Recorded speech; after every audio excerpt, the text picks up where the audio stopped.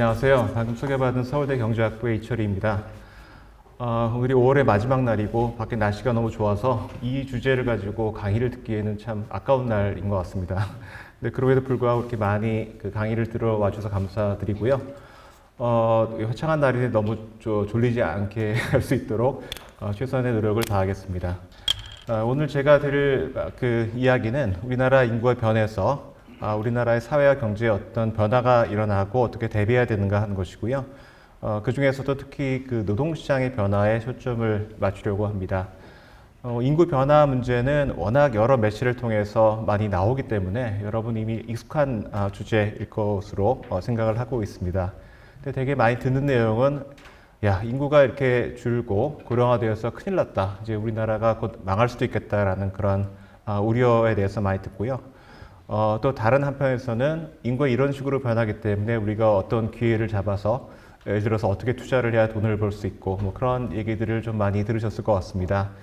근데 여기서 오늘 제가 좀 드릴 말씀은 인구가 변하는데 구체적으로 어떤 방향으로 변하고 얼마만큼이나 변하고 또 그것이 구체적으로 어떤 분야에 어떤 영향을 미칠지를 좀 냉철하게 판단을 해서 그거에 맞게 좀 잘 대비를 할 수 있는 그런 길을 찾고자 하는 그런 의도이고요. 그래서 그런 면에서 함께 좀 답을 찾아가는 그런 시간이 될 수 있으면 좋겠습니다. 이게 제가 평소에도 강의를 하던 것이지만 우연치 않게 바로 지난주에 그 책을 내게 됐습니다. 그래서 제목이 일할 사람이 사라진다이고요. 그래서 오늘의 강의 제목도 그렇게 정했고요. 그래서 이 책에 담겨 있는 내용들, 특히 전체를 다 다룰 수는 없겠지만 골격이 되는 내용들을 중심으로 다루겠고요. 시간이 많지 않기 때문에 모두를 다루기는 어렵고 특히 이제 외국인 문제, 이민자 문제는 오늘 강의에서는 뺐습니다. 이따 혹시 시간이 남게 되면은 간략하게 그거에 대해서도 말씀을 드리도록 하겠습니다. 그래서 우선 첫 번째로 던질 수 있는 질문은 인구가 이렇게 변해서 노동인구의 절벽이 발생하지 않을까 하는 그런 우려입니다. 그러니까 인구 변화 관련해서 사람들이 사실 제일 많이 걱정하는 문제이기도 하죠.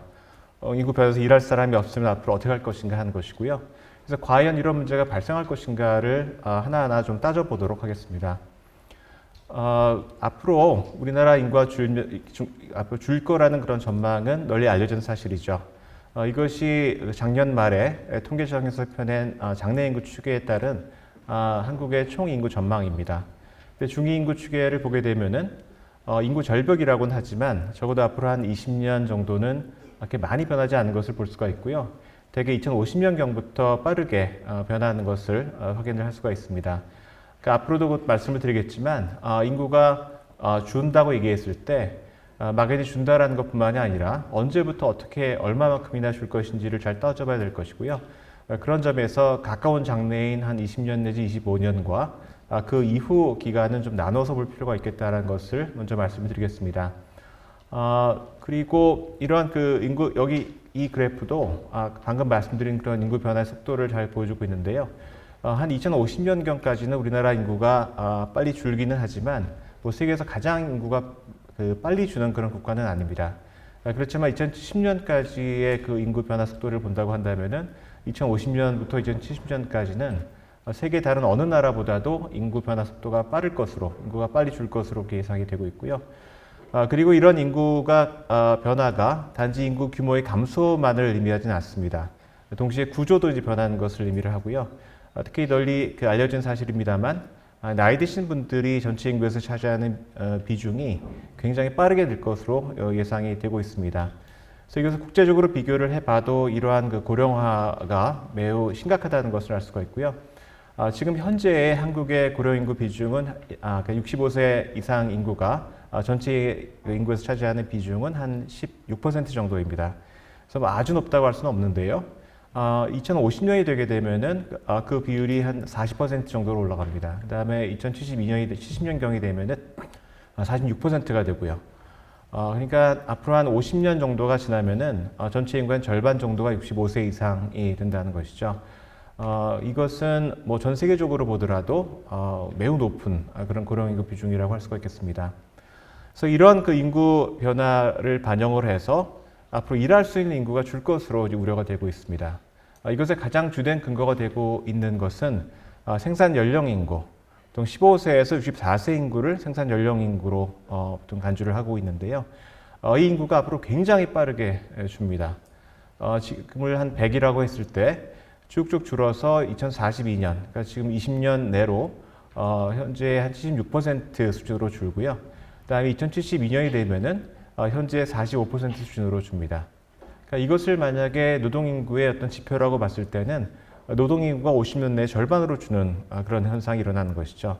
그래서 대부분 이것이 굉장히 위기다라고 말씀하시는 분들은 이 지표를 근거로 들고 있습니다. 근데 한 가지 우리가 여기서 짚고 넘어갈 것은 생산 연령 인구가 노동 인구의 규모를 결정하는 굉장히 중요한 변수이긴 합니다. 이게 이제 젊은 분들이 일을 많이 하기 때문에 그런 것이죠. 그렇지만 이거 자체가 노동 인구의 크기를 정확하게 알려주지는 않습니다. 여기도 젊은 분들이 많이 와 계시지만 이제 학교 다니신 분들은 대개는 15세는 넘었겠죠. 그렇지만 그렇다고 해서 나가서 일을 하고 있지는 않죠. 그러니까 15세가 넘었다 하더라도 뭐 학생이라든가 아니면은 뭐 취업 준비를 한다거나 해서 아직 일을 하지 않는 분들도 많고요. 그다음에 65세가 넘었다고 해서 모두가 일을 그만두는 것은 아닙니다.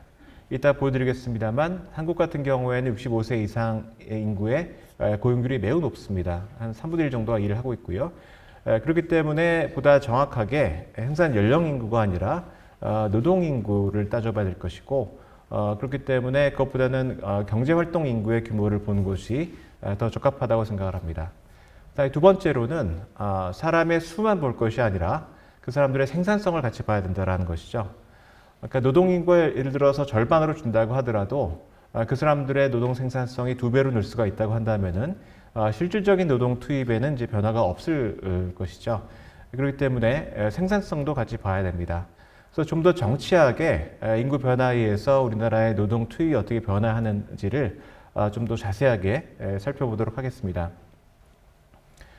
우선은 앞으로 경제활동 참가율이 어떻게 변할지를 모르기 때문에 그러니까 우선적으로 하는 가정은 기준 시점인 2022년에 그러니까 성별, 연령별, 학력별 경제활동 참가율이 앞으로도 안 변하고 유지가 됐을 경우에 경활인구가 어떻게 변할지 이것을 볼 수가 있겠죠. 그러니까 인구만 변하고 현재 노동시장에서의 노동시장 참가율은 안 변한다라는 것을 가정을 한 것입니다. 그래서 그렇게 이제 추계를 한 것이고요.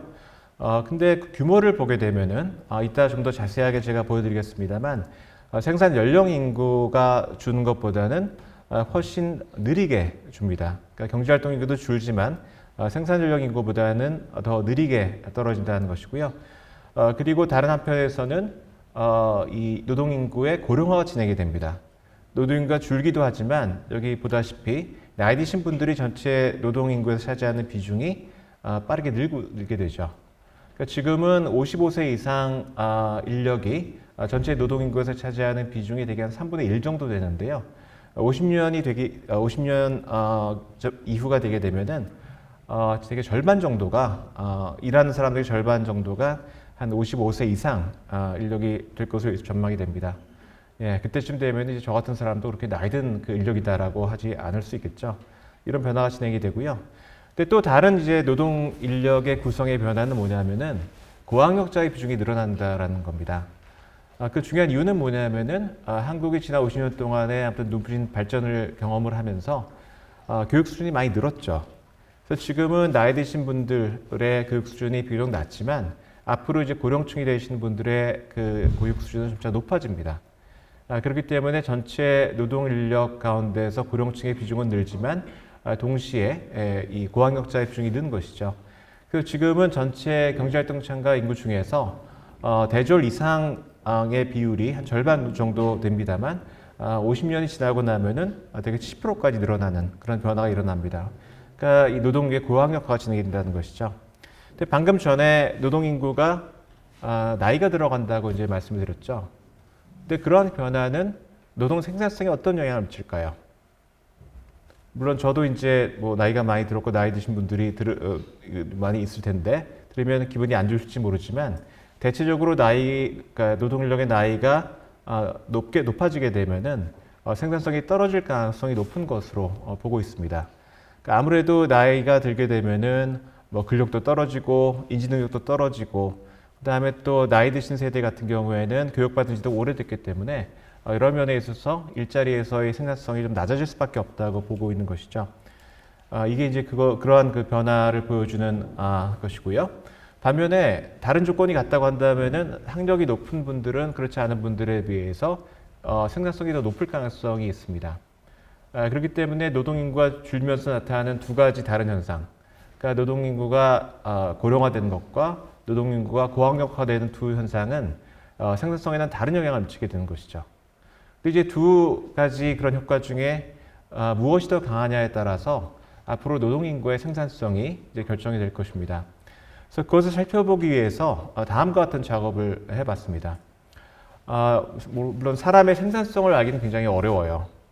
그러니까 특히 일자리에서 어떤 사람이 더 생산적이고 그렇지 않느냐를 따지는 굉장히 어려운 일입니다. 근데 그래도 불구하고 이 일을 하기 위해서는 하나의 지표가 필요하고요. 그래서 제가 선택한 지표는 시간당 임금입니다. 그러니까 시간당 임금이 높은 사람이 더 생산적이다라고 가정을 하는 것이죠. 물론 그것이 뭐 꼭 사실은 아닙니다. 제가 이제 저희 대학에서는 비교적 시니어 교수에 속하기 때문에 저희 학부의 주니어 교수에 비해서는 연봉이 높아요. 근데 물론 저는 속으로 그것이 이제 그동안 제가 쌓아온 여러 가지 이 지혜라든가 아니면은 그러한 경험의 산물이라고 저는 믿고 싶지만 뭐 저를 제외한 아무도 그렇게 믿고 있지는 않고요. 그것이 우리 학교의 그 연공형 임금 제도의 어떤 산물이다라고 보통 보고 있습니다. 그리고 제가 봐도 그것이 객관적일 것 같고요. 그래서 그런 상황에서는 꼭 임금이 그 사람의 생산성을 반영해 주지는 않습니다. 그렇지만 제가 이제 보고 있는 것처럼 개개인이 아니라 특정한 그룹, 그러니까 특정한 학력, 연령, 그다음에 성별 집단으로 본다고 한다면은 시간당 임금이 높은 그러한 그룹은 낮은 그룹에 비해서는 평균적으로는 생산성이 높을 가능성이 있다는 것이죠. 그래서 이제 어떻게 보는 것이냐면은 예를 들어서 시간당 임금이 A라는 사람이 B라는 사람의 1.2배라고 하면은 A라는 사람은 B라는 사람 그 유형의 인력의 1.2배 정도, 1.2명에 해당한다고 생각을 하는 것이죠. 그만큼의 생산성이 높기 때문에. 그래서 이런 식으로 그 생산성을 조정한 노동 투입을 한번 계산을 해봤습니다. 이제 그것의 결과를 포함해서 세 가지의 다른 그 노동 투입의 지표를 비교한 결과를 지금 이 그래프가 보여주고 있는데요. 똑같은 노동 투입의 지표이지만 인구 변화에 의해서 앞으로 바뀌는 정도는 매우 다른 것을 볼 수가 있습니다. 그러니까 맨 아래에 있는 선이 뭐냐면은 처음 말씀드린 생산 연령 인구의 변화예요. 그거는 뭐 가까운 장래부터 시작해서 굉장히 빠른 속도로 줄어서 2072년이 되면 아까 현재 45%를 준다라고 말씀을 드렸죠. 근데 그 위에 있는 선은 뭐냐면은 2022년에 성별, 연령별, 학력별 경제활동 참가율이 유지가 되는 경우에 있어서의 이 경제활동 인구의 변화입니다. 그러니까 사람의 그 수로 따진 그런 노동인구의 변화이고요. 그것은 생산 연령 인구보다는 훨씬 더 위에 있습니다. 아까 말씀드린 바와 같고요. 실제로 앞으로 한 15년 정도는 그렇게 눈에 띄게 변하지 않고요. 그 이후에도 생산 연령 인구보다 훨씬 높습니다. 그럼 왜 이런 차이가 나타났을까요? 그것은 뭐 다름이 아니고 한국의 노동시장에 있어서 나이 드신 분들은 일을 좀 더 많이 하고 젊은 사람들은 일을 덜 하는 그런 특성 때문에 나타나는 거죠. 나이 드신 분들이 일을 상대적으로 더 많이 하기 때문에 인구가 고령화되었을 때 그것이 노동인력의 규모에 미치는 영향은 아무래도 좀 줄어들 수밖에 없겠죠. 그래서 그걸 반영을 해서 이 경제활동 인구로 따진 노동 투입의 그런 변화는 훨씬 더디다라고 말씀드릴 수가 있겠고요. 맨 위에 있는 선이 뭘 보여주냐면은 아까 말씀드린 생산성을 조정한 노동 투입입니다. 그러니까 앞으로 그 학력이 뭐 다 바뀌고 그다음에 연령이 바뀌는 그런 효과를 고려를 해서 봤더니 생산성을 조정한 노동 투입이 사람의 수만 따진 노동 투입에 비해서 오히려 더 높고 그다음에 천천히 줄어드는 것을 볼 수가 있어요. 그 이제 뭘 의미하냐면은 그 시간당 임금이 적절한 생산성의 지표라고 가정을 했을 때 아까 말씀드린 학력이 높아지는 효과가 노동인구가 고령화되는 효과보다는 더 크다. 그것을 압도했다라고 우리가 볼 수가 있겠습니다. 그래서 그러한 그 변화 때문에 우리가 흔히 우려한 것처럼 가까운 장래에 노동인구의 절벽이 있을 것이다라는 그런 현상은 일어나지 않을 것으로 예상이 돼요. 그러니까 맨 위에 있는 선을 본다고 한다면은 대개는 앞으로 한 15년 동안은 현재 수준에서 떨어지지 않죠. 그리고 한 20년 정도의 시간을 본다 하더라도 현재 수준의 95% 이상 수준에 머물러 있습니다. 그래서 이런 점을 봤을 때 바로 그 인구 변화에 의해서 가까운 장래에 노동력의 절벽이 나타날 것 같지는 않다라는 그런 결론을 내릴 수가 있겠습니다. 그래서 이것은 넘어가도록 하겠고요. 이제 그 다음 질문은 과연 지금 방금 말씀드렸던 것처럼 인구가 줄고 노동 인구도 우리가 그 전에 우려했던 것에 비해서는 느리지만 줄게 되는데 그 결과로 인해서 과연 노동시장에 일할 사람이 부족해지고 일선 부족이 발생할 것인가 하는 그런 질문이 되겠습니다. 그래서 이것을 따짐에 있어서 앞에 우리가 가정한 것이 하나가 있는데 그것은 현재의 경제활동 참가율이라든가 생산성이 안 변했을 때 어떤 일이 일어나는가 하는 것을 우리가 봤죠. 근데 꼭 그런 가정이 충족이 된다라는 보장은 없습니다. 그래서 뭐 과거 사례를 하나 본다고 한다면은 여기 이제 제가 좋아하는 영화 포스터 하나를 그려놨는데 90년대 초에 나왔던 그 영화입니다. The League of Their Own이라는 그 영화이고요. 톰 행스, 지나 데이비스, 그다음에 마돈나 같은 유명한 사람들이 나와서 당시 굉장히 인기를 끌었던 영화입니다. 근데 이 영화가 다루고 있는 내용은 뭐냐면은 제2차 세계대전이 발발했을 때 미국의 메이저리그가 폐쇄되는 그런 일이 일어납니다. 그러니까 메이저리그 선수들도 젊은 사람들이기 때문에 결국 전쟁에 나가기 위해서 군대에 다 간 것이죠. 그래서 조 디마지오 같은 당대 스타들도 이제 선서를 하고 군대에 갔던 그런 영상을 우리가 확인할 수가 있는데요. 이제 그렇게 되니까 미국 사람들의 주된 오락거리였던 야구가 공백이 생긴 겁니다. 그래서 그 사람들이 고심 끝에 어떤 결정을 내렸냐면은 여성 프로야구 리그를 만들어요. 그건 실제로 있었던 일입니다. 그래서 동네에서 이제 취미로 소프트볼을 하거나 했던 그런 여성들이 와서 훈련을 받아서 여러 구단을 만들고 그 구단들로 여성 메이저리그를 꾸려서 이제 운영을 하게 되는 그런 일이죠. 그래서 이 영화는 그 역사적인 에피소드를 이제 배경으로 해서 만들어진 영화입니다. 그런데 제2차 세계대전이 터졌을 때 야구에서만 이런 일이 일어났던 것은 아니고요. 여러 그런 분야에서 다 이런 일이 일어납니다. 그 오른쪽에 있는 그 포스터가 그걸 보여주고 있고요. 그래서 남성들이 다 이제 전장에 나가 싸우기 때문에 군수 산업을 비롯한 여러 그런 산업에 공백이 생겼고 그것을 여성 인력을 동원해서 상당 정도 메우는 그런 변화가 일어났습니다. 이렇게 인력이 부족해지게 되면은 그동안 일을 하지 않던 인력이 새로 일을 하면서 그걸 채워주는 그런 일이 생길 수가 있고요. 근데 이것이 앞으로 우리나라에도 일어나지 말라는 법은 없겠죠.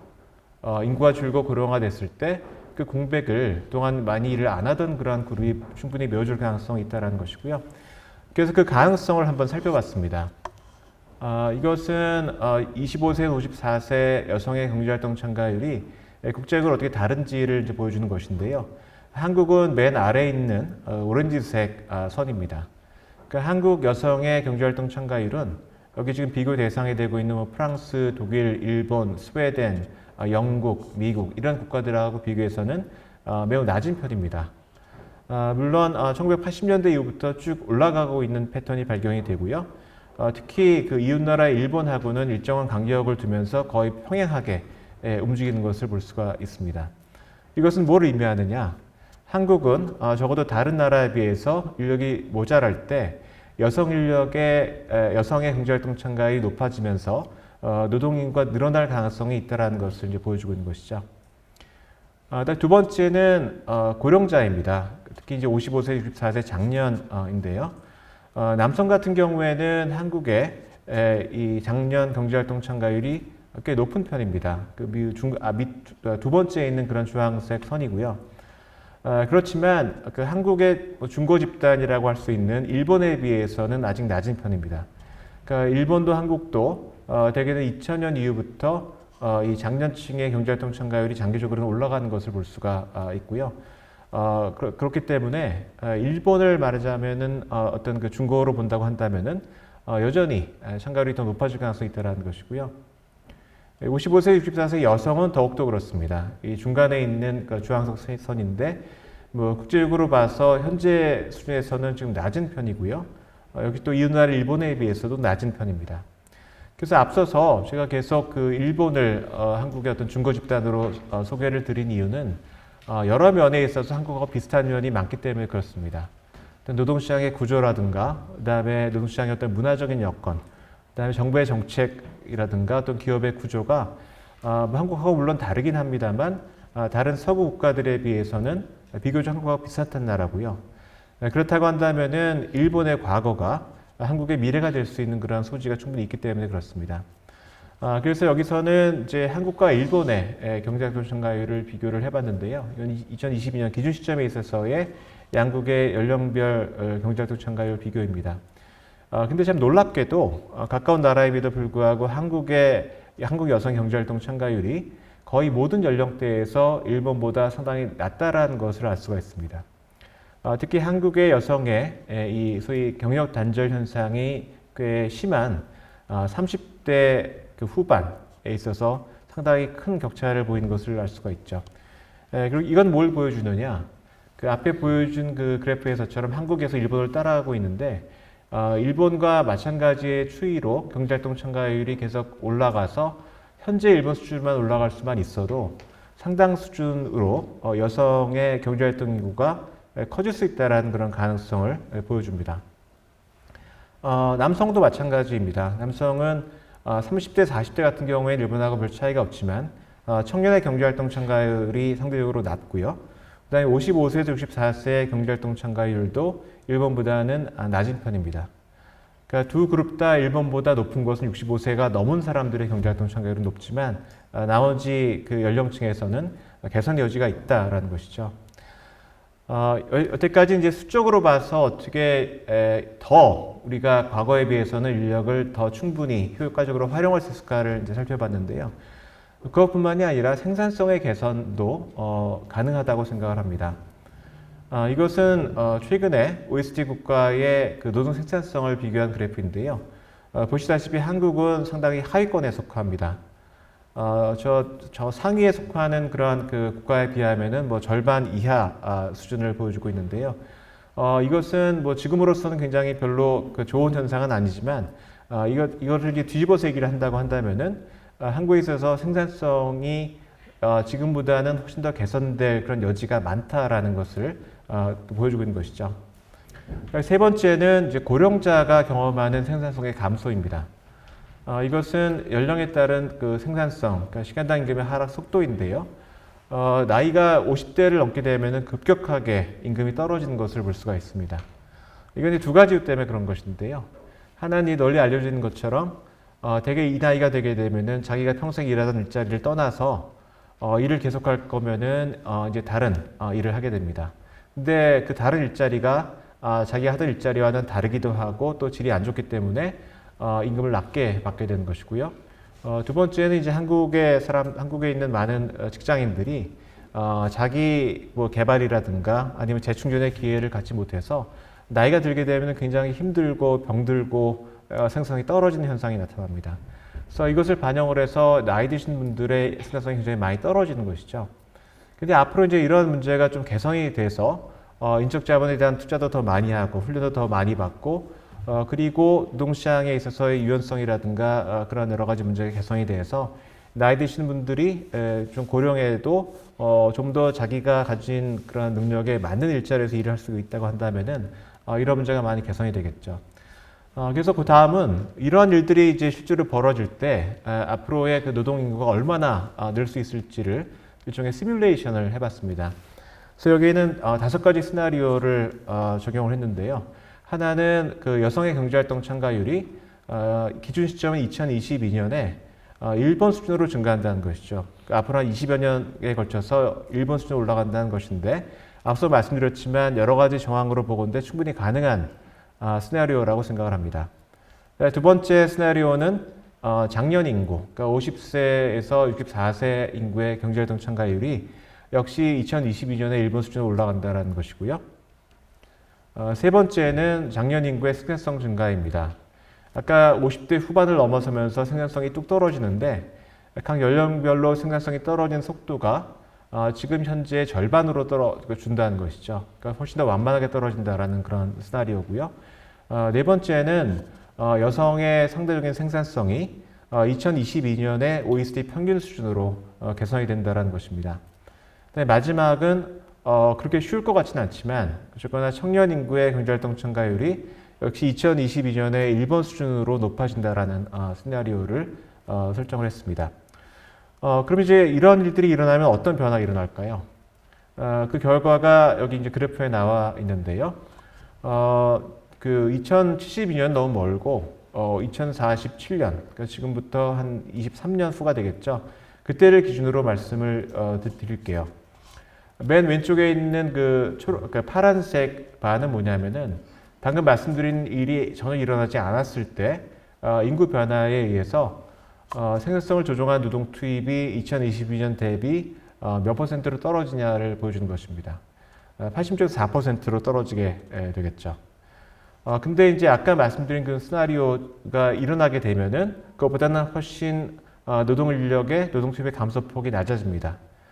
제가 한 두세 가지 시나리오만 소개를 해드리죠. 아까 그 여성과 장년의 경활률이 2022년에 일본 수준으로 올라간 것은 꽤 가능하다라고 말씀드렸는데요.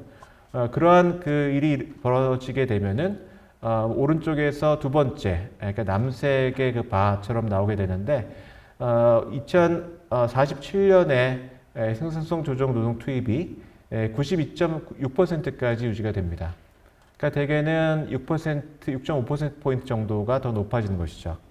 근데 그것을 2047년에 경제활동 참가, 경제활동 인구로 환산을 하면은 대개는 180만 명 정도입니다. 그러니까 적은 수가 아니죠. 지금 한국에 있는 외국인 인력의 규모가 90만 명이 좀 넘습니다. 그러니까 그것의 2배에 달하는 노동 인력이 늘어난다는 것이죠. 이 변화에 의해서. 그 다음에 두 번째로 소개할 시나리오는 여성의 생산성 개선입니다. 그러니까 여성의 상대적인 생산성이 여러 가지 그런 개선 때문에 2022년에 OECD 평균 수준까지 올라가게 되면은 가운데 있는 그 파란색의 그 바처럼 이 92.5%로 유지가 되고요. 아까 그 여성과 장년의 경제활동 참가율이 올라가는 시나리오의 효과랑 거의 유사합니다. 역시 거의 180만 명 정도의 노동인구가 늘어난 효과가 되는 것이죠. 근데 만약에 아까 말씀드린 5가지 시나리오가 모두가 다 실현되면 어떤 일이 일어날까? 그것이 맨 오른편에 있는 바인데요. 2047년에 생산성 조정 노동 투입이 2022년 대비 109%입니다. 그러니까 줄어드는 것이 아니라 오히려 늘어난다는 것이죠. 근데 물론 이런 일이 일어나는 것은 굉장히 어렵습니다. 그렇지만 여기서 제가 이제 말씀드리고 싶은 것은 뭐냐면은 미래의 노동 인구가 고정된 것이 아니라 앞으로의 여러 가지 뭐 정책적인 노력이라든가 사회적인 변화에 의해서 달라질 소지가 충분히 많다라는 점을 이제 강조를 드리고 싶습니다. 이제 마지막으로는 정말 이제 총량적인 면에 있어서의 노동 인구가 부족해질 것인가 하는 것인데요. 그것은 방금 말씀드린 그런 공급만 가지고는 알 수가 없습니다. 공급 측면에서 봤을 때는 적어도 가까운 장래에는 노동 인력이 많이 부족해질 것 같지는 않다라는 그런 결론을 얻을 수가 있었어요. 그거는 왜 인권이 아까도 말씀드렸듯이 대개 2047년까지는 지금에 비해서 노동 투입이 별로 많이 안 줄 것으로 예상이 됩니다. 물론 그 이후에는 이제 줄어들게 되겠죠. 근데 그 이후에도 노동 공급이 줄어든다고 해서 노동 인력의 부족이 발생할 것인가? 이제 그건 수요가 얼마나 변하는지에 달려 있겠죠. 근데 이제 오늘날 많은 그러한 분들, 특히 뭐 이공계나 그 과학 쪽에 종사하시는 분들은 어떤 얘기를 하냐면은 기술이 변해서 뭐 자동화 기술, 로봇 기술, 인공지능이 출현을 해서 사람의 노동을 대체하기 때문에 앞으로는 사람이 필요 없어질 것이다라는 그런 말씀을 하십니다. 근데 만약에 이런 일이 같이 벌어진다고 한다면은 아주 먼 장래에도 노동 인력이 꼭 부족해지는 않겠죠. 근데 이제 뭐 제가 이것을 어떤 일이 벌어질지 제가 뭐 기술에 대해서 잘 아는 사람은 아니기 때문에 확답을 할 수 없습니다만 이제 그러한 변화가 그러한 그 미래 노동이 필요 없을 거라는 그러한 그 전망이 아직 확정적인 것은 아니다라는 점만 말씀을 드리고 싶습니다. 여기에 대해서는 아직 이견이 많고요. 그러니까 이러한 그 주제에 대한 논란의 역사는 굉장히 길어요. 그거는 200년 전에 그 영국에서 산업혁명이 일어났을 때부터 이미 뭐 시작이 된 것이죠. 근데 그때도 이런 기계가 출현을 해서 결국 사람 인력을 다 대체할 것이다라는 우려가 있었지만 일정한 시차를 두고 뭐 새로운 일자리가 출현을 하고 사람에 대한 수요가 높아져서 그런 일이 이제 벌어지지 않았습니다. 근데 이제 최근에는 또 어떤 주장이 있냐면은 과거의 그런 그 기술 변화하고 오늘의 기술 변화는 비교할 바가 아니다.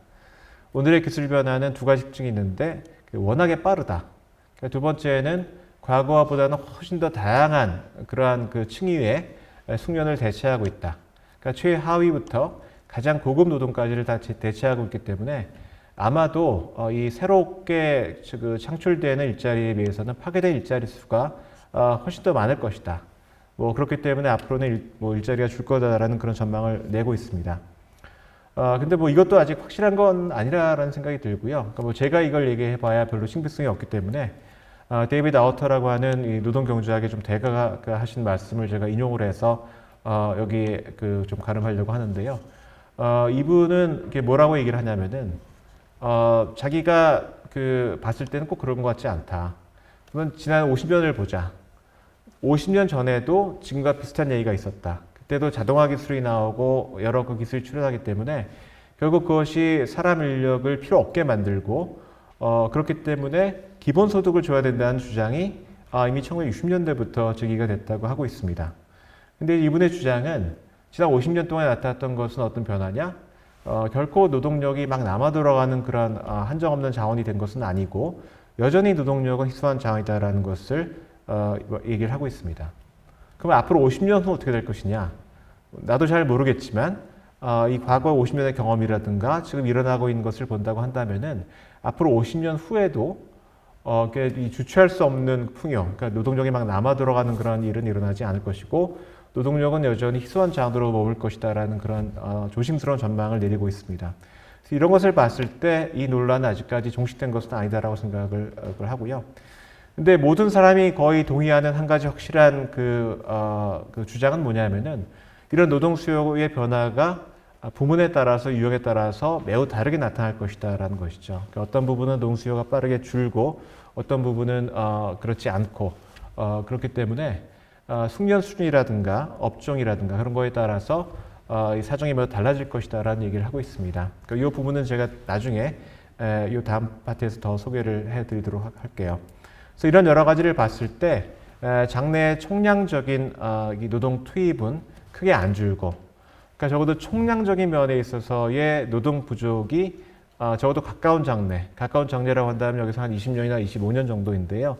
이 기간 내에 그런 총량적인 부족이 발생하지는 않을 것 같다라는 그런 전망을 내릴 수가 있겠습니다. 예, 그럼 여기까지 왔고 이건 이제 총량에 관한 것이죠.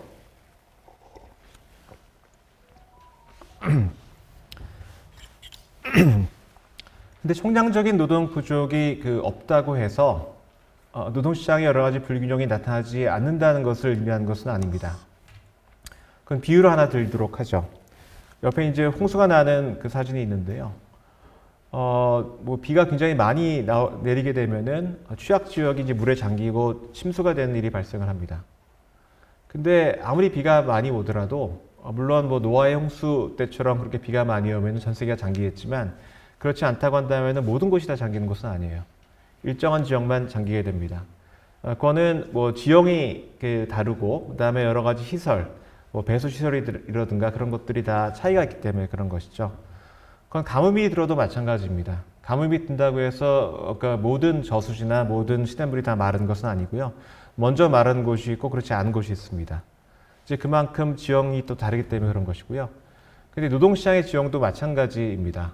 그러니까 인구가 변했을 때 그 인구 변화의 어떤 충격이 다가오는 정도는 부문에 따라서, 그러니까 어떤 업종이냐, 어떤 이 직종이냐에 따라 다르고 어떤 숙련을 가지고 있는 인력이냐에 따라서 다르게 나타난다는 것입니다.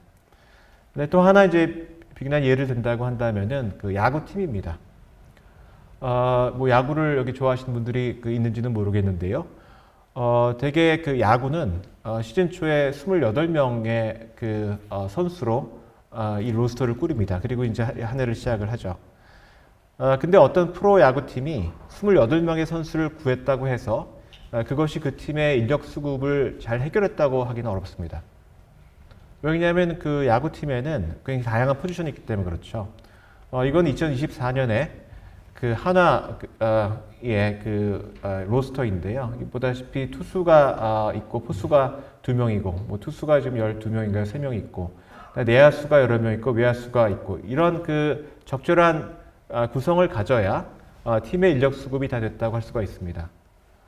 그 이유는 뭐냐면은 각 포지션을 담당하는 그런 선수들이 이질적이기 때문에 그렇죠. 그러니까 아무리 훌륭한 투수를 하더라도 그 사람이 갑자기 어디가 비었다고 해서 내야수를 맡거나 외야수를 맡는 것은 매우 어렵습니다. 뭐 제 아무리 오타니 선수라 하더라도 물론 그분이 투수도 잘하고 타자도 잘하지만 내야가 비었다고 해서 그거를 채우기는 어려운 것이죠. 물론 뭐 어떤 선수들은 포지션을 옮겨가면서 뛰는 선수들도 있지만 다 그런 것은 아니고요.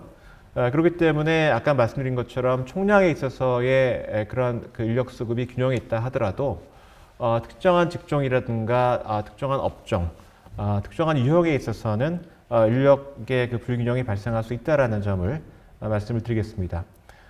그럼 이제 어떠한 불균형이 발생을 할 수가 있을까요? 이것을 따지기는 사실은 좀 쉽지는 않습니다. 아까 전체에 있어서의 노동수급 불균형을 보는 것도 쉬운 일은 아니었는데요. 이것은 각각의 그 산업과 직종을 나누어서 노동 인구의 변화라든가 산업 기술의 변화가 노동 공급이라든가 수요에 어떤 영향을 미쳤는지를 분석을 해야 되는 것이기 때문에 상당히 쉬운 것은 아니죠. 그래서 뭐 제가 여기서 지금 방법을 다 자세히 말씀드릴 수는 없을 것 같고요. 공급 같은 경우에는 이제 대체로 이런 식으로 파악을 합니다. 그러니까 앞으로 5년 후에 특정한 이 산업에 있어서 특정한 성격을 가진 사람의 그 취업자가 몇 명이 변할 것인가.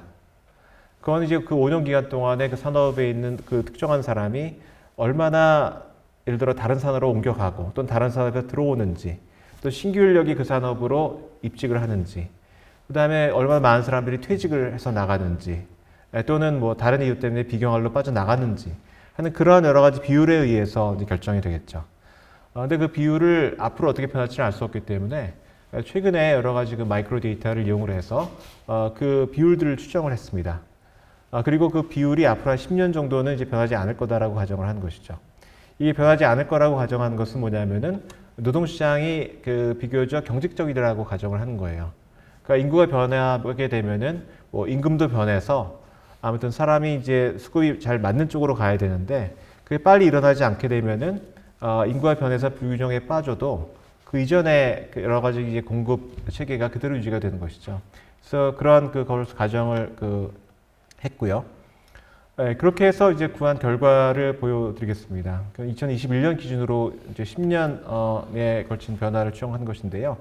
그러니까 순전히 인구 변화하는 그런 요인에 의해서 노동 공급이 가장 많이 줄어드는 5개 산업과 가장 많이 늘어나는 5개 산업을 보여주고 있는데 보시다시피 상당히 편차가 큽니다. 예를 들어 육상운송 및 파이프라인 운송업이라든가 전문직별 공사업, 소매업, 음식점 및 주점업, 농림업 같은 경우에는 인구 변화에 의해서 노동 공급이 오히려 줄어들고요. 반면에 부동산업, 공공행정 및 국방, 사회복지 서비스, 교육 서비스 이런 데서는 인구가 변해서 오히려 노동 공급이 늘어납니다. 그럼 어떻게 노동 공급이 늘어날 수가 있냐라고 여러분이 말씀하실 수가 있겠죠. 이것도 좀 비근한 예를 들도록 하죠. 뭐 꼭 그런 것은 아니지만 이제 야구팀에 투수들이 있는데 많은 경우에는 선발 투수로 오랫동안 활동을 해오고 경험이 많은 분들이 이제 마무리 투수로 바꾸는 그런 경향이 나타납니다. 그래서 이제 그렇게 한번 가정을 해보죠. 주로 나이가 많이 든 사람들이 마무리 투수를 맡고 젊은 투수들이 이제 선발 투수를 만든다고 가정을 해보죠. 근데 어느 날 갑자기 신인 선발이 중단이 되고 선수들의 나이가 많이 들어가게 된다고 가정을 해보죠. 몇 년 동안에. 이제 그렇게 되면은 선발 투수 시장에서는 인력 부족이 발생을 하겠죠. 공급이 줄고 반면에 마무리 투수의 시장에서는 선수들 전체의 나이가 좀 더 늘어나면서 상대적으로 공급이 늘어나게 되겠죠. 이제 그런 것을 생각해 보시면 될 겁니다. 그래서 이런 데는 늘어나게 되는 것이고요. 또 다른 이걸 결정한 요인은 뭐냐면은 어떻게 퇴직을 하는가입니다. 그러니까 나이가 들어서 퇴직을 많이 하는 산업 같은 경우에는 이 고령화 진행이 되면은 인력이 오히려 줄어들게 되고요. 나이가 들어도 계속해서 남아있는 그런 산업 같은 경우에는 이런 고령화에도 불구하고 나이 든 사람이 늘어나게 되면은 노동 공급이 늘어나는 이제 그러한 차이가 있다라고 그렇게 이해를 해주시면 될 것 같습니다.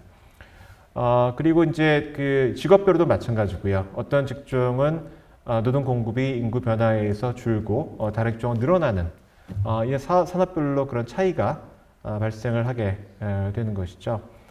여태까지 이제 공급만 말씀을 드렸고요. 근데 정작 중요한 것은 어떤 부분에 얼마만큼의 노동 부족이 발생할 것인지를 따져봐야 되는 것이겠죠. 근데 얼마나 부족해질 것인지를 같이 보기 위해서는 공급과 함께 수요 변화도 봐야 됩니다. 그럼 수요는 어떻게 변할 것인가? 어떤 그 직종에서 노동 수요가 변하는 것은 뭐 많은 요인이 있지만 두 가지에 의해서 변합니다. 사람들의 선호에 의해서 변하고요. 뭐 예를 들어서 사람들이 갑자기 청정 에너지를 많이 좋아하고 그렇게 된다고 하면은 이제는 석탄 대신에 그 과거에는 이제 그 기름을 썼고 그 대신에 뭐 지금은 뭐 다른 그 에너지를 쓴다고 한다면은 그러한 그 선호에 의해서 어떤 산업에 대한 수요가 바뀌고 그 산업에 있어서의 노동에 대한 수요가 바뀌어야 되겠죠. 다른 또 중요한 요인은 기술 변화입니다. 갑자기 어떤 기술이 출현을 하게 돼서 어떤 특정한 노동 인력을 대체를 하게 되면은 그 노동 인력에 대한 수요는 줄겠죠. 뭐 과거에 산업혁명 때 그 자동 방적기가 나오게 됐을 때 상당히 많은 수공 방적공들이 일자리를 잃었습니다. 그 수요가 줄었기 때문에 그렇고요. 뭐 오늘날도 마찬가지죠. AI가 출현을 해서 이것이 뭐 예를 들어서 번역을 하는 사람이라든가 또는 그런 데 인력을 대체하게 되면은 그쪽에서는 인력에 대한 수요가 많이 줄겠죠. 반면에 AI를 이제 부려야 되는, 그러니까 예를 들어서 기계어를 한다거나 아니면 그러한 프로그램을 하는 그런 수요는 많이 늘겠죠. 그러니까 이러한 그 기술 변화에 의해서 각 그 수요가 바뀌게 됩니다. 그래서 여기서는 이제 제가 직접 한 것은 아니고 제 공저자인 경희대학교의 그 엄상민 교수님, 그 거시경제학을 하시는 분이 저희 다부분 거시 모형을 도입을 해서 산업과 기술 변화를 반영을 해서 앞으로 각각의 분야에서 노동 수요가 어떻게 변할 것인지를 추정을 했습니다. 그리고 이제 그렇게 되면은 공급과 수요를 말하자면 결합을 시키게 되면은 어느 분야에 얼마만큼의 이제 부족분이 발생할 것인지를 이제 볼 수가 있겠죠. 근데 마지막으로 한 가지 더 따져봐야 될 것은 뭐냐면은 대체 관계입니다. 그러니까 이게 특정한 산업에서는 사람이 남아 돌아가고 그렇지 않은 산업에서는 사람이 부족해지게 됐을 때 남아 돌아가는 쪽의 인력이 모자란 쪽으로 탄력적으로 이동을 해서 채워줄 수 있으면은 부족하지 않겠죠. 근데 그게 상당히 어렵습니다. 왜냐하면 인적 자본도 다르고 숙련이 다르기 때문에 다른 일을 가서 채워주기는 어렵죠. 그러니까 아무리 그 훌륭한 예를 들어서 로켓 엔지니어라 하더라도 예를 들어서 조리를 하는 그 유명한 셰프가 공석에 생겼을 때 그걸 채워주기는 어렵겠죠. 그래서 그러한 그 이유 때문에 어느 정도까지는 이게 차지는 않고요. 그래서 여기서는 그런 여러 가지 가정을 했습니다. 그러니까 고숙련과 저숙련 사이에는 대체 탄력성에 비례해서 이제 어느 만큼이 채워진다. 그다음에 그 산업 간에도 한 50% 정도는 남아 들어가는 산업의 한 50% 정도의 인력은 모자란 쪽으로 적절하게 재배분이 될 수 있다. 뭐 이렇게 가정을 한 것이죠. 이제 그 결과를 이제 보여드리겠습니다. 이게 그 2031년까지 방금 말씀드린 수요와 공급을 결합을 했을 때 인력 부족이 가장 클 것으로 예상이 되는 5개 산업과 그 안에 있는 직군입니다. 그러니까 제일 그 인력 부족 문제가 심각할 것으로 예상되는 것은 사회복지 서비스업이에요. 여기서는 2031년까지 36만 6천 명이 부족해질 것으로 예상이 되고요. 만약에 아까 말씀드린 그러한 내용 중에서 전혀 그 대체가 일어나지 않는, 그러니까 여기서 사람이 아무리 부족해져도 다른 일을 하던 사람이 사회복지 서비스업으로 가서 채워주기 못하는 그런 상황이 된다고 한다면은 이 규모는 75만 명이 넘습니다. 그러니까 이게 그거에 따라 좀 달라질 수는 있고요. 그 중에서도 그러니까 준전문 직군이 제일 많고 비전문 직군이 그 다음으로 많은 이제 그러한 그 부족분을 볼 수가 있고요. 그 외에도 음식점 및 주점업, 전문직별 공사업, 육상운송 및 파이프라인 운송업, 소매업 이런 이 산업에서 앞으로 인력이 많이 부족해질 것으로 예상이 됩니다. 근데 이런 분야는 이미 지금 인력 부족을 경험하고 있는 분야예요. 뭐 저도 저희 어머니가 요양보호사에 좀 의존을 하고 계시지만 한 지난 2년 기간 동안에 요양보호사가 오지 못했던 기간이 적어도 한 4분의 1은 되는 것 같습니다. 그러니까 일부 지역에서는 요양보호사를 구하기 어려운 그런 실정이고요. 그 다음에 육상운송 및 파이프라인 운송업 그 얘기가 나왔는데, 이제 저도 지하철역을 가려면 마을버스를 타야 돼요. 근데 마을버스에 벌써 한참 전부터 운전기사 구함 그 광고가 붙어 있는데 잘 구해지지 않습니다. 그래서 운전기사가 부족해서 운행 편수를 줄이니까 너무 불평하지 마라 라는 이제 그런 안내문도 붙고 있고요. 그러니까 이런 분야는 이미 지금 인력 부족이 생겨나고 있고, 음식점 주점업 이런 그 분야도 사람이 좀 부족해서 정부에서 외국인을 도입해서 이쪽 분야도 이제 문을 열어주는 그러한 그 변화를 추진을 하고 있어요. 근데 문제는 그 아까 말씀드린 그런 인구 변화가 일어나게 되면은 지금도 부족한 이 분야에 있어서의 인력 부족 문제가 더욱더 커질 것이다라는 것이죠. 그래서 이게 상당히 심각한 문제라고 생각을 합니다. 그래서 이 종합을 하자면은 앞에서 말씀드린 것처럼 가까운 장래에는 총량에 있어서의 노동 인력 부족은 없지만 특정한 분야나 특정한 유형에 있어서의 그런 불균형이 발생할 것이라는 우려가 있고요. 근데 이제 이것을 어떻게 될 것이냐는 아까 말씀드린 대로 얼마만큼 신규 인력이 필요한 쪽으로 이제 재배치가 돼서 채워줄 수 있느냐. 그 다음에 다른 산업, 사람이 남아 들어가는 다른 산업에 있는 분들이 얼마나 이동을 해서 그걸 채워줄 수 있냐에 달려 있겠죠. 이제 이렇게 되기 위해서는 이따 다시 말씀드릴 기회가 있겠습니다만 교육과 노동 시장이 좀 많이 달라져야 됩니다. 교육을 시켰을 때 사람이 줄더라도 지금 한국의 산업 또는 그 노동 시장에서 필요로 하는 그런 사람을 길러내야만 이런 문제가 좀 덜할 수가 있고요. 그 다음에 부문 간에 좀 유연하게 이동을 할 수가 있어야 이런 문제가 좀 해결이 될 수가 있다는 것을 미리 말씀을 드리고요. 근데 이렇게 되기 위해서는 불가피하게 좀 이동성이 높은 사회가 돼야 되기 때문에 이것에 대비해서 사회 안전망도 좀 강화돼야 된다. 이런 정도의 말씀을 드리고 넘어가도록 하겠습니다. 이제 그 다음 얘기는 아까 분야별 불균형을 말씀드렸는데 그 분야별 불균형, 그러니까 분야별로 가장 불균형이 심각할 것으로 예상되는 이 일자리를 딱 찍어서 좀 더 자세하게 들여다보도록 하겠습니다. 왜 이제 그런 일이 일어나느냐? 여기는 그림이 이제 그걸 많이 보여주고 있는데요. 이거는 그 미국의 그 제이 오시안스키라는 그 학자의 논문을 소개하는 그림입니다. 이제 뭐에 관한 논쟁이냐면은 과연 사람이 몇 살까지 살 수 있을까에 관한 논쟁이에요. 어떤 사람들은 사람의 수명이라는 것이 딱 정해져 있지는 않고 영양 상태도 개선이 되고 여러 가지 여건이 개선이 되면은 100살, 10살 이렇게 수명이 더 연장될 수 있다라고 보고 있습니다. 여기서 이제 100살이라고 하는 것은 특정한 개인의 평균 수명이 아니고요. 한 사회 전체의 평균 수명을 의미를 합니다. 그러니까 훨씬 더 늘어날 수 있을 거라고 보는 사람들도 있고요. 반면에 이제 이 그림의 말하자면 주인공인 제이 오시안스키 교수 같은 경우에는 그렇지 않다라고 보고 있습니다. 한 사회 전체, 그러니까 집단으로서의 인간의 수명은 대개 85세로 정해져 있다라고 보고 있는 것이죠. 이제 그 이유 중에 하나는 이렇습니다. 그러니까 진화 생물학적으로 봤을 때 모든 생명체의 목적은 말하자면 후손을 남기는 거예요. 근데 사람도 마찬가지라는 것입니다. 후손을 남기고 나면은 그 생명체의 목적을 다했기 때문에 그 생명체의 유효기간은 끝납니다. 그러니까 여기 보면은 맨 위에 있는 그림이 이 자동차 경주차죠. 그래서 어떤 예를 들냐면은 500마일 경주에 내보낸 그런 자동차 경주차는 다 500마일을 최선을 다해서 달리게 설계가 되어 있습니다. 그렇기 때문에 500마일을 더 넘게 달리고 난 다음에는 바퀴도 빠지고 여러 가지 이제 고장이 발생을 하는데 그거는 설계자나 아니면 정비공의 실수가 아니라는 것이죠. 애초에 그렇게 설계가 되기 때문에.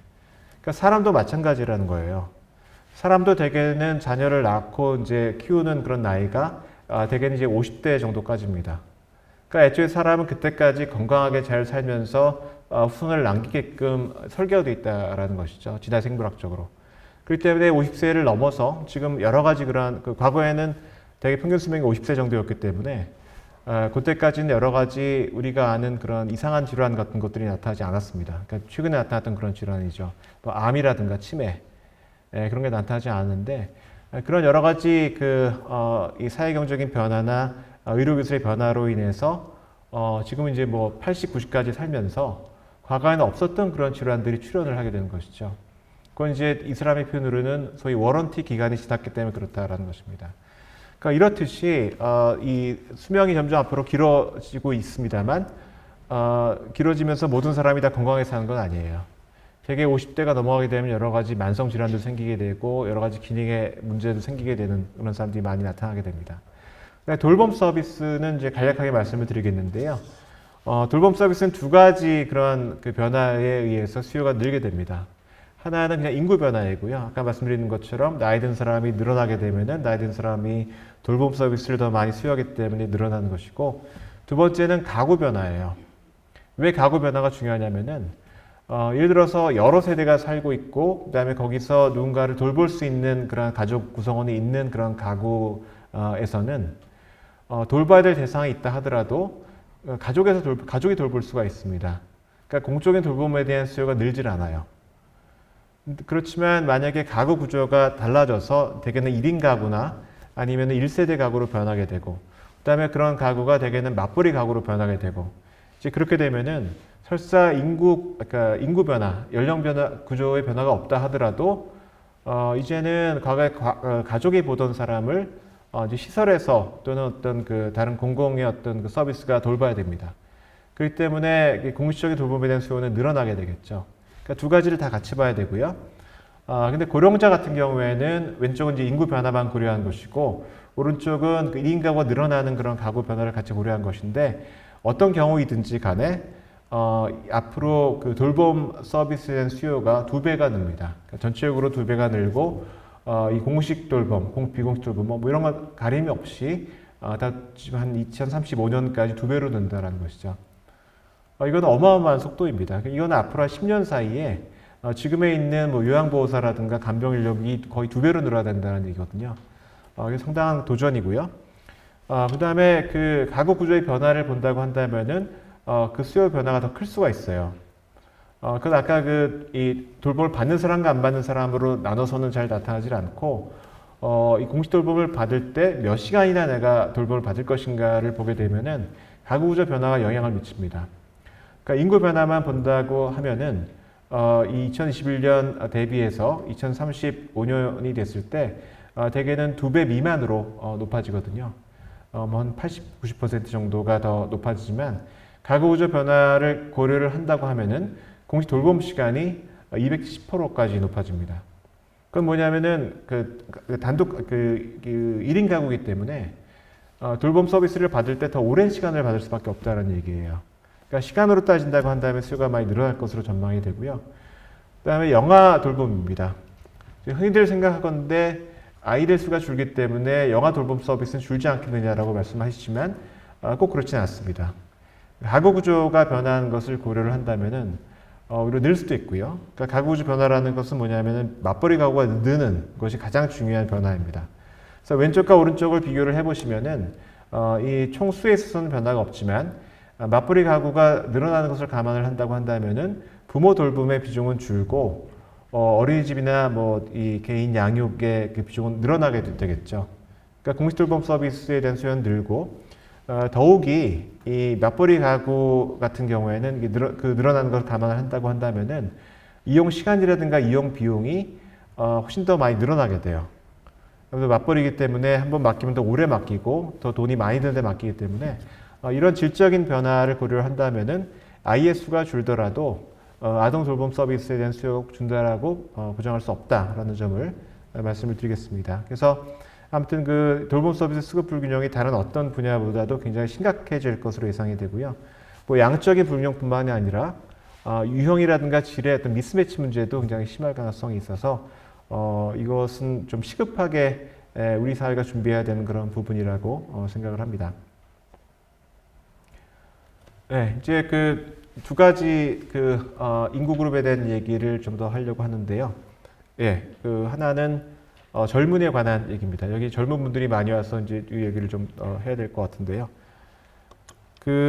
젊은 사람들은 좀 다릅니다. 그러니까 젊음이 다르고, 그렇기 때문에 뭐 과거에 많은 유행가들이 이렇게 젊음을 찬양하는 그런 이 노래들을 했겠죠. 여기 왼쪽에 있는 거는 56년에 영국의 그 유명한 크레이프 리차드라는 가수가 불러서 히트했던 The Young Ones라는 것이고, 오른쪽은 1980년대에 뭐 김수철이라는 가수가 불러서 히트했던 젊은 그대, 뭐 태양 같은 젊은 그대하고 이제 찬양하는 그 노래가 되겠습니다.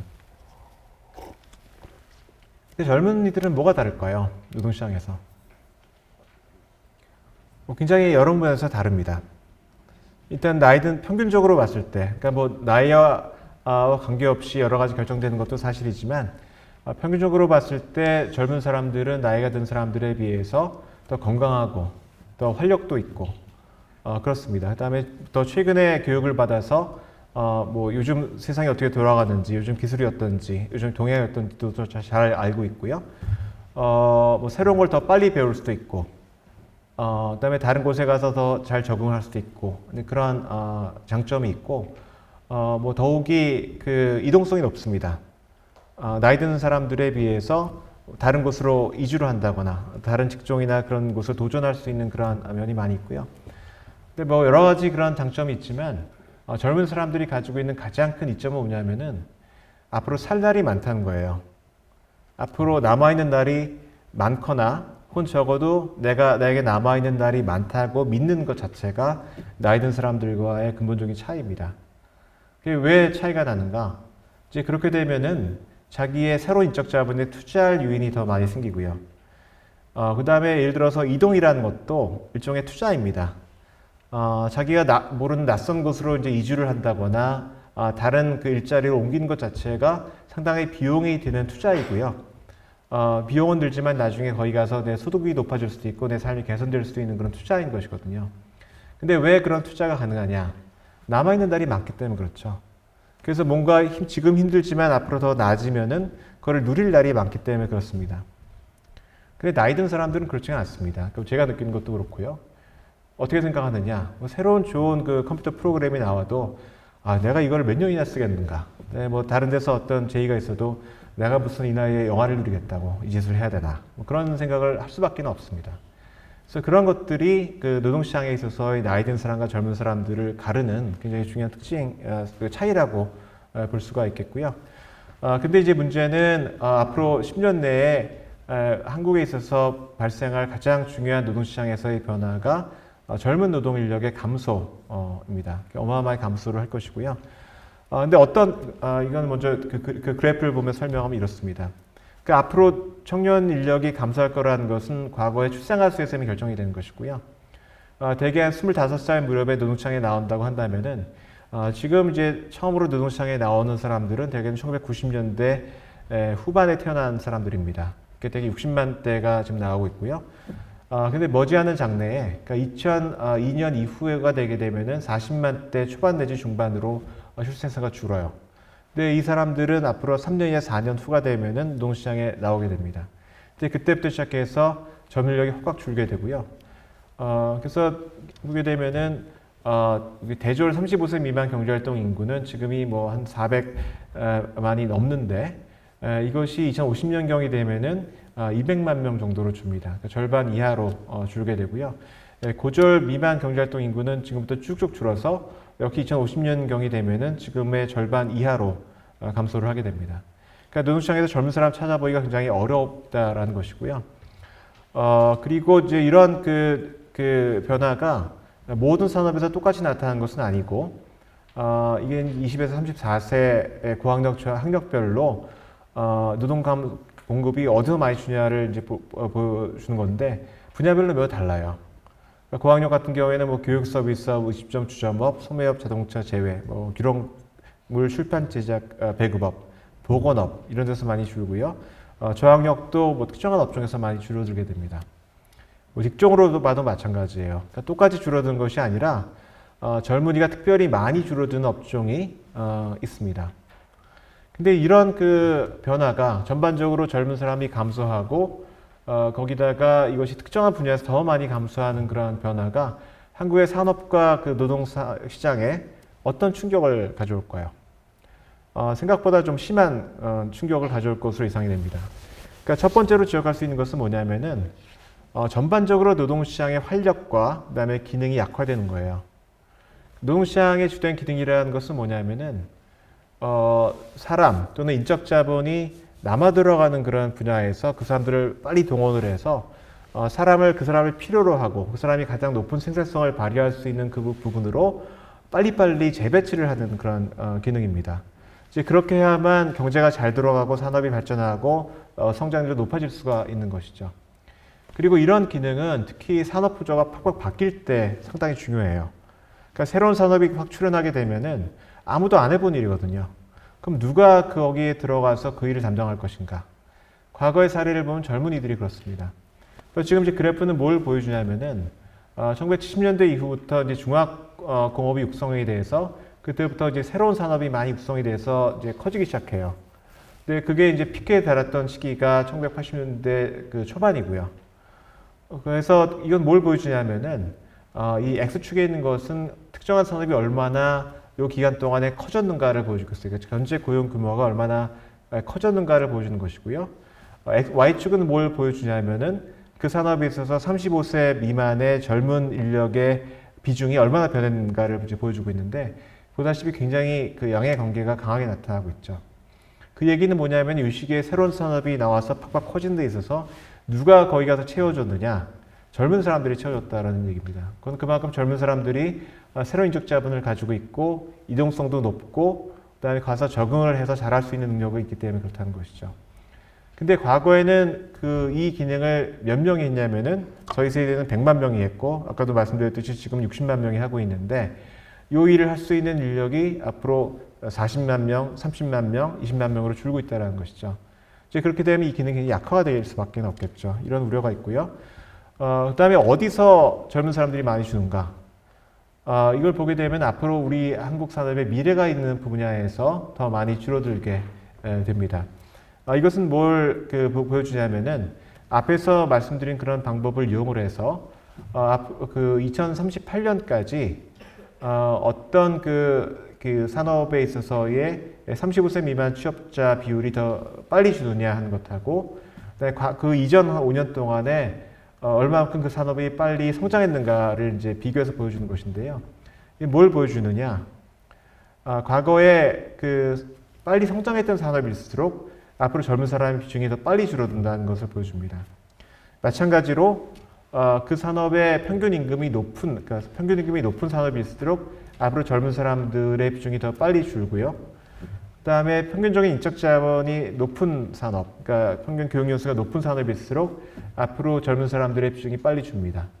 그러니까 훨씬 우리 산업의 미래가 있고 좋은 일자리인 그런 분야에서 젊은 사람들이 빨리 줄기 때문에 우리 산업에 미치는 타격이 훨씬 더 이제 클 것이라는 얘기죠. 뭐 그렇기 때문에 여기 이제 대응을 하려면은 사람은 줄어들지만 그 사람을 충분히 잘 활용을 해야 된다는 것이죠.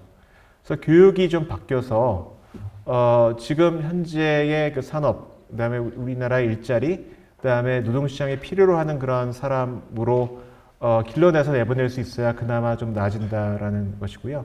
그다음에 그 산업 그 노동시장에 나가서도 혹시 유연화가 돼서 계속해서 더 나은 곳, 내가 더 역량을 잘 발휘할 수 있는 곳으로 이제 옮겨갈 수 있어야 한다라는 이제 그런 얘기를 할 수가 있겠습니다. 그래서 제일 좀 안타까운 건 뭐냐면은 뒤에 다시 얘기를 하겠지만 한국 같은 경우에는 이 교육이라든가 노동시장이 참 너그럽지 않은 면이 있어요. 한번 들어가서 자기가 처음에 정보도 별로 없고 자기가 누군지도 모르는 상태에서 뭔가를 한번 선택해서 들어갔을 때 이게 아니고 내가 충분히 내 능력을 발휘할 수 없는 곳이라는 것이 확인이 되어도 옮겨가기가 굉장히 어렵습니다. 대학에 가서도 뭐 다른 대학으로 바꾸거나 전공을 바꾸는 것도 어렵고 직장에 들어가서도 자기에게 맞는 그런 분야나 업종으로 유연하게 바꿀 수 있는 그런 것이 없는데 이것이 이제 앞으로 좀 바뀌어야 그나마 줄어드는 젊은 사람들이라도 잘 활용할 수 있다라는 이제 그런 결론을 올 수가 있겠습니다.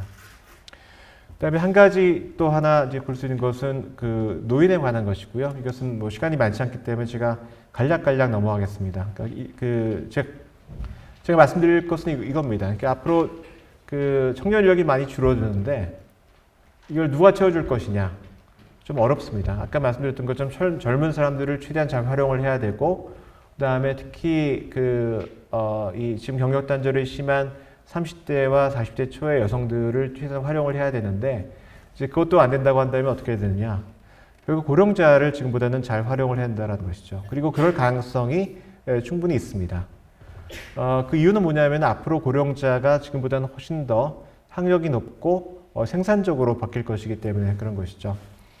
이거 이제 65세 이상을 보여드리는 게 더 좀 효과적일 것 같은데, 앞으로는 그 과거의 이 교육 수준 개선에 힘입어서 생격 수준이 높은 고령자들이 빠르게 늘어납니다.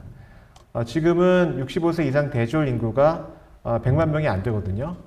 한 90만 명 정도 되는데, 그게 불과 한 2050년경에 되게 되면은 한 8배 정도로 늘어나게 됩니다. 10배쯤으로 늘어나게 됩니다.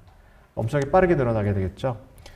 그래서 그 구성을 보더라도 대졸 65세 이상 인구가 지금은 굉장히 미미한데, 앞으로 2072년, 70년경이 되게 되면은 훨씬 더 많이 늘어나게 된다는 것이고요. 그 다음에 이거에 힘입어서 대졸 경활 인구도 굉장히 많이 늘어납니다. 65세 이상 대졸 경활 인구도 지금은 미미하지만 앞으로 굉장히 많이 늘어나고, 전체 노동시장에서 차지하는 비중도 55세 이상의 대졸 인구를 다 합치면은 거의 3분의 1 정도가 되는, 그러니까 앞으로의 노동시장의 주축이 된다는 것이고요. 근데 학력이 높아지게 되면은 또 어떤 변화가 일어나는가? 이분들이 더 건강해질 가능성이 높아요. 이걸 학력별로 고졸 이하고 대학 재학 이상의 병원에 찾아가는 빈도를 보게 되면은 대학 재학 이상의 병원 찾아가는 빈도가 훨씬 낮습니다. 그거는 뭐냐면 훨씬 더 건강하기 때문에 그렇다라는 것이고요. 그리고 이제 뭘 알 수가 있냐면은 우리나라 같은 경우에는 앞으로 고령층으로 들어가는 분들이 그 직전 고령층에 비해서는 훨씬 더 좋은 여건에서 어린 시절을 보낸 분들이라는 것이죠. 그런데 한국이 이제 압축적으로 성장을 했기 때문에 이런 차이가 일어납니다. 그러니까 요즘도 굉장히 빠른 속도로 세상이 변하기 때문에 대학에 있는 분들도 뭐 한 3학년쯤 되면은 시입생들 들어온 걸 보면서, 야, 정말 요즘 애들은 이해를 못하겠다. 도저히 나하고는 너무 다르다라는 그런 반응을 보이는데, 뭐 과거 우리나라가 전체가 그렇습니다. 10년 정도 터울만 나더라도 굉장히 다른 환경에서 살았다라는 것이죠. 여기 이제 1946년생과 57년생을 비교를 하고 있는데, 46년생 같은 경우에는 거의 전 생애를 최빈국에서 이제 보냈는, 전 생애는 아니고 20세까지 젊은 시절까지를 거의 전체를 최빈국에서 보냈는데, 57년생 같은 경우에는 그래도 초등학교 갈 무렵부터는 한국이 빠르게 성장하는 그런 상황에서 이제 보냈고요. 그렇기 때문에 뒤에 태어난 세대는 훨씬 더 잘 먹고, 그 다음에 이제 뭐 전기불 아래에서 책도 보고, 의료시설이 많은 그런 상황에서 어린 시절을 보낸 그런 세대라는 것이죠. 그렇기 때문에 앞으로의 고령 인구가 질적으로 이제 많이 변할 거라는 것이고요. 그래서 이제 제가 말씀드리고 싶은 것은 뭐냐면은, 고령자가 어차피 많이 일하는 상황이지만, 지금보다 더 생산성이 높은 고령자들의 활용을 늘리게 되면은, 실질적으로 노동 기회를 늘리는 그런 효과가 나타난다라는 그런 점을 말씀드리고 싶습니다. 그러니까 이 양쪽으로 봐서는 이미 한국의 고령자들이 일을 많이 하고 있어요. 뭐 50에서 64세도 아주 높은 것은 아니지만 OECD 평균보다는 높고요. 65세 이상 같은 경우에는 OECD 국가 중에서 가장 고용률이 높습니다. 그러니까 이미 일을 많이 하고 있는데요. 근데 이것을 교육 수준별로 보면은 좀 상황이 달라요. 그러니까 미국 같은 경우에는 이 고학력일수록 일을 많이 합니다. 나이 드신 분들 중에서요. 이거를 좀 더 구체적으로 보면은 이 박사 과정, 박사 학위를 가지신 분들이 제일 일도 많이 하고, 과거에 비해서 더 일을 많이 하고, 그 다음에 석사, 학사 이런 식으로 순서가 되어 있거든요. 그러니까 고학력의 아무튼 인적장이 높은 고령자일수록 일을 많이 하는데요. 뭐 독일도 마찬가지고 일본도 마찬가지입니다. 근데 한국만 다릅니다. 한국은 지금 현재도 이 65세 이상 인구 중에서 고졸자의 고용률이 대졸 이상보다 더 높습니다. 그건 이제 그만큼 고령자를 잘 활용하지 못하고 있다라는 얘기가 되겠고요. 그 다음에 이제 고령자를 충분히 활용하는데 여러 가지 난점이 있는데, 하나는 뭐냐면은 이 산업이라든가 기술 변화로 인해서 점점 일을 하기가 노동시장에 남아서 일을 하는 것이 어렵다라는 그런 얘기가 되겠습니다. 그러니까 산업이라든가 기술이 변화하게 되면은 아래 나와 있는 것처럼 작업 조건도 변하고, 뭐 인지 능력, 신체적인 기능에 대한 요구가 변하기 때문에 젊었을 때는 그럭저럭 할 만한 그런 일이었지만 점점 일하기가 어려워지는 그런 면이 있는 것이겠죠. 그래서 이제 왜 이 은퇴가 없어도, 그러니까 정년이 없어도 일을 그만두는가? 운동선수들은 정년이 없죠. 그래도 언젠가는 은퇴를 합니다. 그 이유는 뭐냐면은 결국은 이 나이가 들면서 몸이 변하는데 그것이 더 이상 그 스포츠가 요구하는 그런 강도를 버틸 수 있기가 어려워서 그런 것이겠죠. 근데 왜 그럼 스포츠에 따라서 은퇴 연령이 다른가? 그건 그 스포츠가 요구하는 신체 능력이라든가 뭐 근력이라든가 그런 기능의 강도가 다르기 때문에 그런 것이죠. 뭐 피겨 스케이팅 같은 경우에는 정말 아주 젊은 사람이 최고의 그 신체 능력이 최고조에 달했을 때가 아니면은 소화하기 어려운 그러한 그 기술이 필요하죠.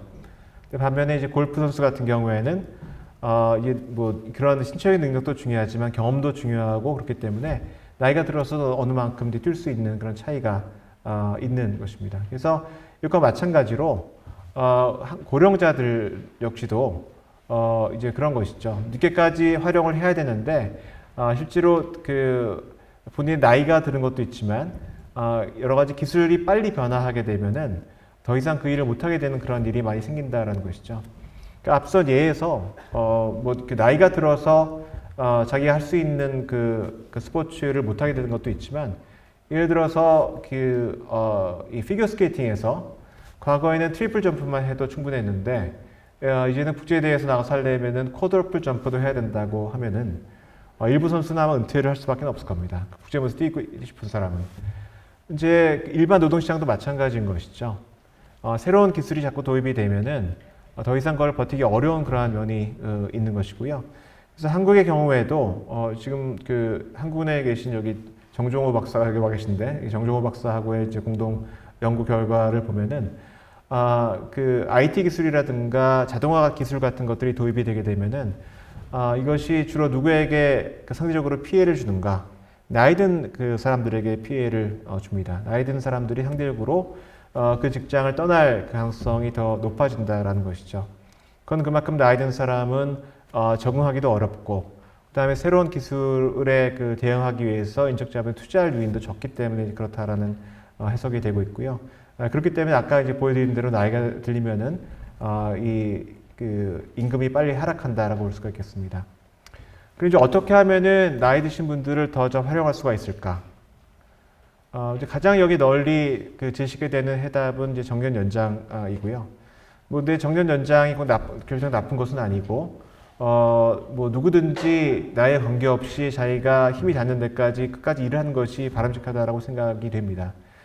그렇지만 현재 같은 여건, 특히 이제 앞으로 우리가 기대할 수 있는 노동수급 불균형 문제를 봤을 때 정년 연장만으로는 이것을 충분히 해결하기 어렵다라고 생각을 하고요.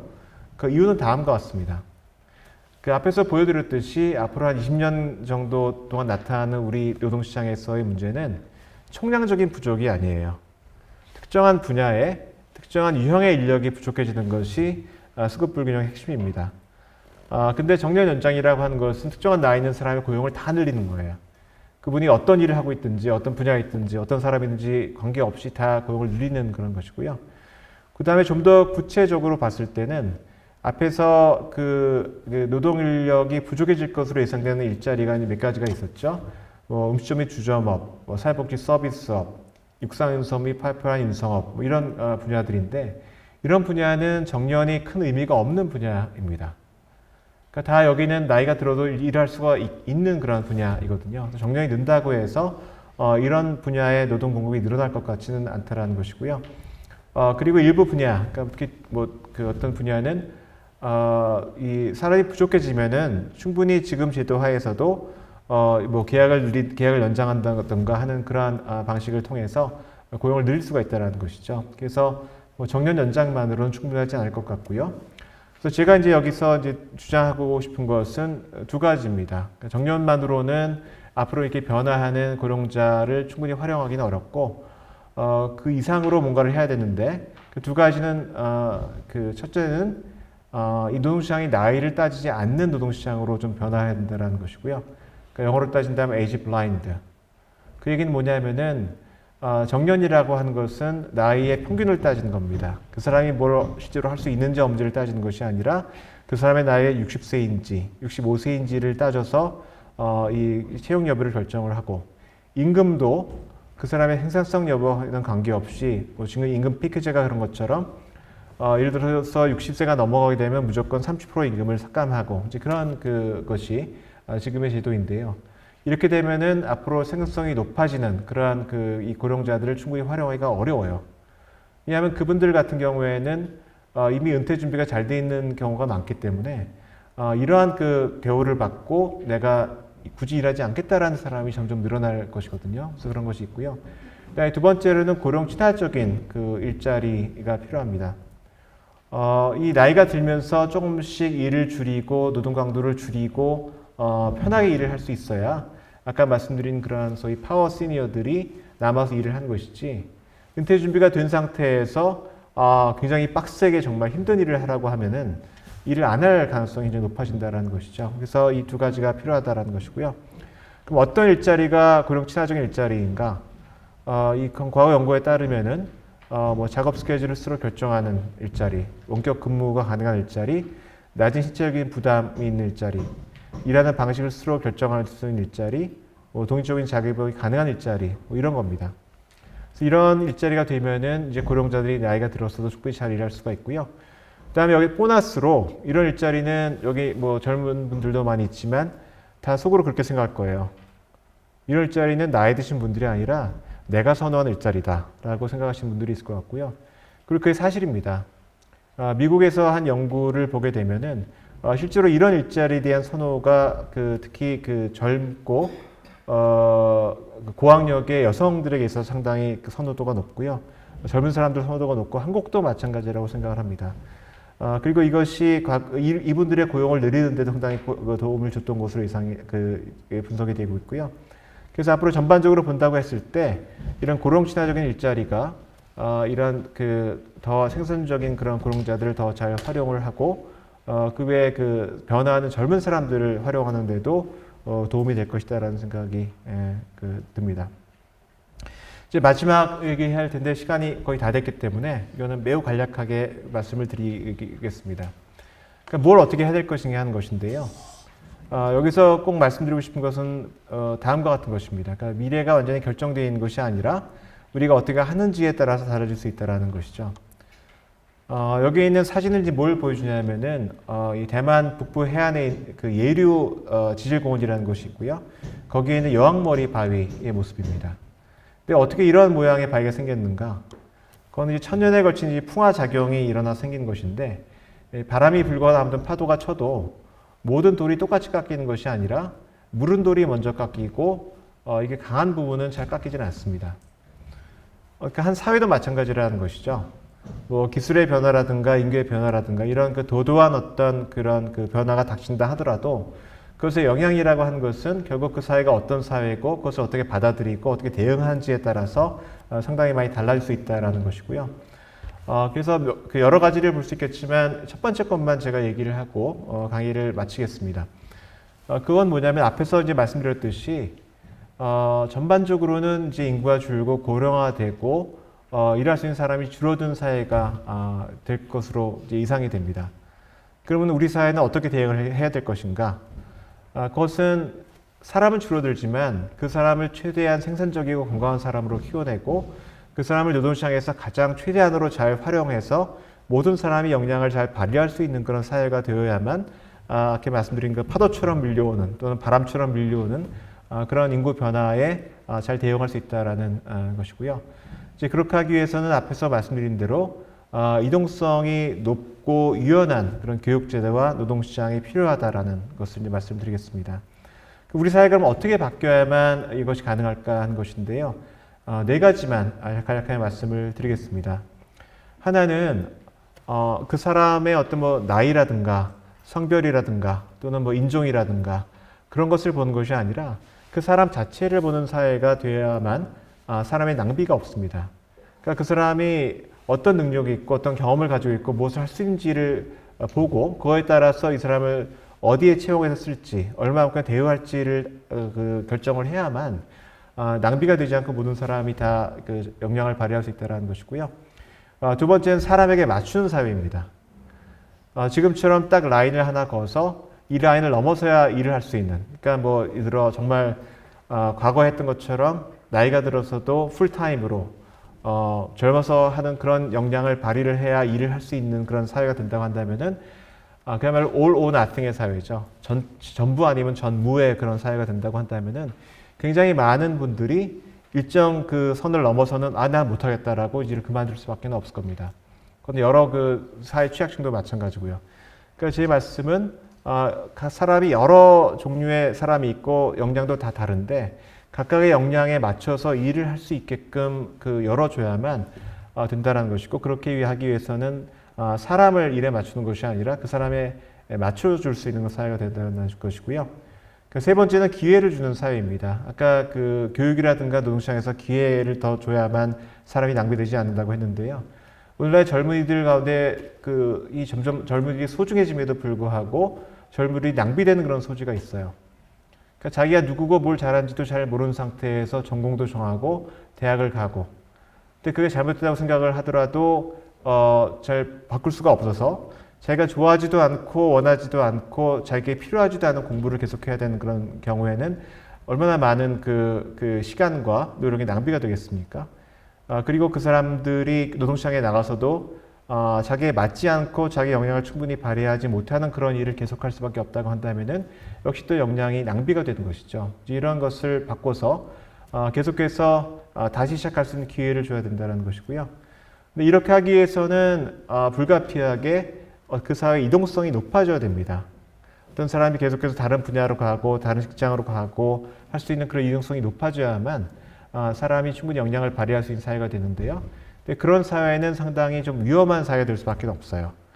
그렇기 때문에 그런 사람들을 충분히 보호하는 사회가 돼야만 누구든지 그런 위험을 무릅쓰면서 다른 뭐 지역이나 또는 분야로 가서 자기 역량을 최대한으로 발휘할 수 있는 그런 사회가 될 수 있을 것 같습니다. 그래서 이런 사회로 변할 수 있는 노력을 하면은 인구가 변하고 여러 가지 어려움이 닥칠 가능성이 높습니다만 그것을 최대한 좀 줄여서 그 비용도 낮추고 우리가 그 훨씬 더 수준이 높은 그런 생활 수준이 높은 그런 삶을 더 영위할 수 있지 않을까 하는 그런 생각을 갖고 있습니다.